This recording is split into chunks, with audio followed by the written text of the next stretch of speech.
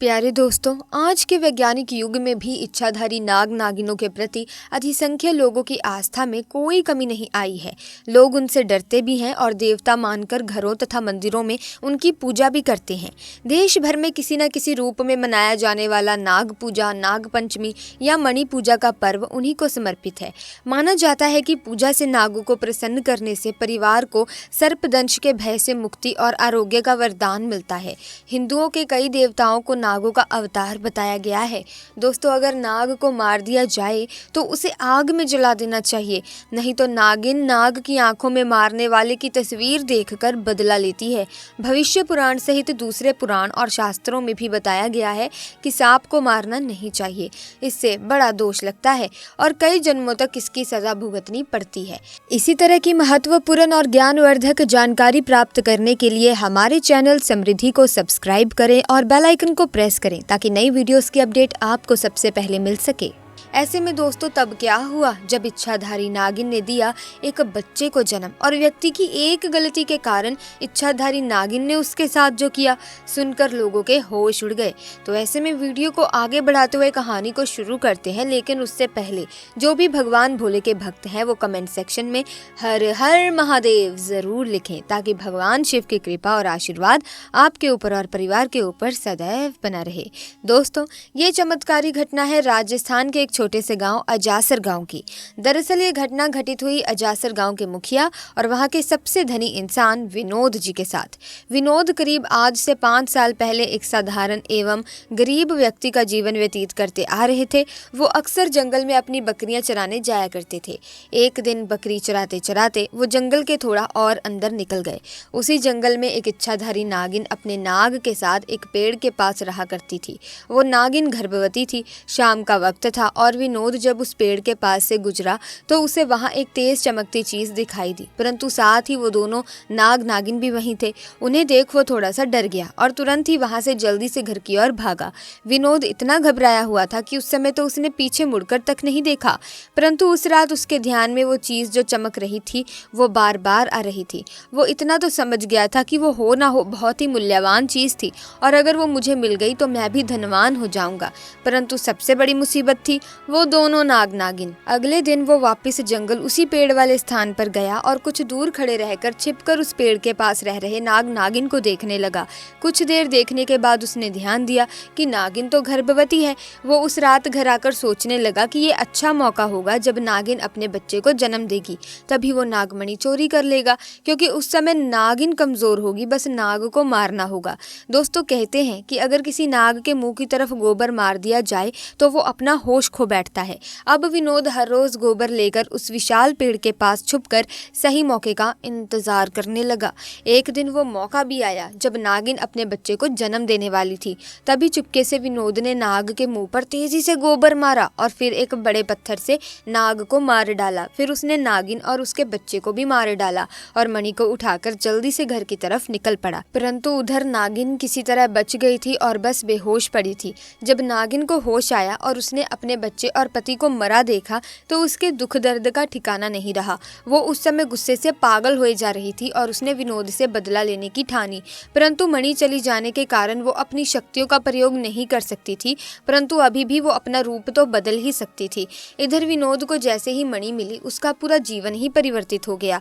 उसकी फसल इस बार काफी अच्छी हुई और काफी महंगे भाव में भी बिकी। उसकी तो जैसे मानो लॉटरी लग गई हो, क्योंकि जो भी वो धंधा कर रहा था उसे हर जगह से लाभ मिल रहा था और विनोद को पता था कि ये सब उस चमत्कारी नागमणि का ही कमाल है। गांव में हर जगह उसका नाम था। विनोद के इस रुतबे को देख एक अच्छा रिश्ता विनोद के लिए उसके पास ही के गांव से आया और सविता नाम की एक सुंदर स्त्री से उसका विवाह संपन्न हुआ। सविता अपने पति विनोद को बहुत प्यार करती थी और बहुत इज्जत देती थी। दोनों एक दूसरे का कदम कदम पर साथ निभाते। उनकी जोड़ी गाँव में मिसाल बन चुकी थी। उधर नागिन भी एक पुरुष का रूप धारण कर दिलीप नाम से विनोद के यहाँ उसका मुंशी बन गया। गया और विनोद का विश्वास जीतने लगा। विनोद भी दिलीप के व्यवहार और वफादारी को देख उसे अपने भाई समान ही मानने लगा। एक दिन सविता अपने पति विनोद के पास आती है और बताती है कि तुम पिता बनने वाले हो, मैं गर्भवती हूँ। ये सुन विनोद की खुशी का ठिकाना नहीं रहा। उस दिन वो खुद अपने मुंशी दिलीप के पास गया और बोला कि देखो दिलीप, मेरा कोई भाई नहीं है, परंतु जब से तुम्हारा साथ मिला है तुम मेरे सगे भाई से भी कहीं अधिक बन चुके हो। आज मैं बहुत खुश हूँ, इसीलिए आज मैं अपनी पत्नी और तुम्हें एक खास जगह ले जाना चाहता हूँ, क्योंकि मेरा इस दुनिया में तुम लोगों के सिवा कोई नहीं है। इतना कहते ही वो अपनी पत्नी और दिलीप को कार में बिठाकर गांव के कोने में ले जाकर कार एक छोटी सी कुटिया के सामने रोकता है और बताता है कि जब वो छोटा था तब इसी कुटिया में उसकी माँ की जान उसे जन्म देते ही चली गई थी। उसके पिता तो पहले ही गुजर चुके थे। तब एक बूढ़े बाबा ने उसकी माँ को वहीं दफना दिया था और विनोद को उसी बूढ़े बाबा ने पाला था। विनोद बताता है कि जब भी उसके साथ कोई बुरी घटना होती है या वो बहुत ज़्यादा दुखी होता है तो बस वो इसी कुटिया के पास चला आता है। यहाँ उसे एक अनोखा सुकून मिलता है। विनोद आगे बताता है कि आज तुम दोनों को मैं इसीलिए यहाँ लाया हूँ क्योंकि तुम दोनों अब मेरी ज़िंदगी का एक अहम हिस्सा बन चुके हो। दोस्तों, ये सुन सभी की आंखों में पानी भर आता है। कुछ देर रुकने के बाद जब वे वापस पहाड़ी से होते हुए घर को जाते हैं तो अचानक उनकी गाड़ी पहाड़ी पर एक बड़े पत्थर से टकराती है और गाड़ी को जोर का झटका लगता है, जिसके कारण विनोद तो कार में ही फंसा रहता है, परंतु उसकी पत्नी सविता पहाड़ से नीचे गिर एक पेड़ पर अटक जाती है और उस पेड़ के ठीक नीचे ही बहुत गहरी खाई थी। दोस्तों, वो रात कार्तिक पूर्णिमा की ही थी। दिलीप अपनी शक्तियां पाकर पुनः नागिन रूप धारण कर लेता है। विनोद दिलीप को देख चौंक जाता है क्योंकि दिलीप अब नागिन में पुनः बदल गया था। वो नागिन विनोद को बताती है कि कैसे ठीक इसी तरह वो भी इसी स्थिति में फंसी थी जब विनोद ने उसका पूरा घर संसार लूट लिया था, उसके पति और बच्चे को मारकर, और आज मेरे पास बदला लेने का एक अच्छा मौका है। विनोद घायल गाड़ी में फंसा हुआ था और रो रो कर नागिन को बोलता है कि भले मेरी जान ले ले परंतु मेरी पत्नी गर्भवती है, उसे छोड़ दो। परंतु तभी उस नागिन को अपनी वही स्थिति याद आती है कि क्या होता है जब कोई अपना छिन जाता है। ये जिंदगी का सबसे बड़ा दुख होता है।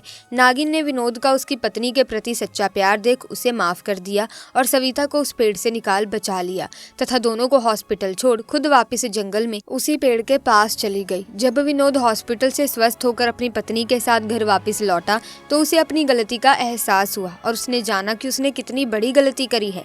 वो नागमणि को लेकर उसी पेड़ के पास गया और उस पेड़ के पास उस नागमणि को रख फूट फूट कर रोने लगा और शाम को घर वापस आ गया।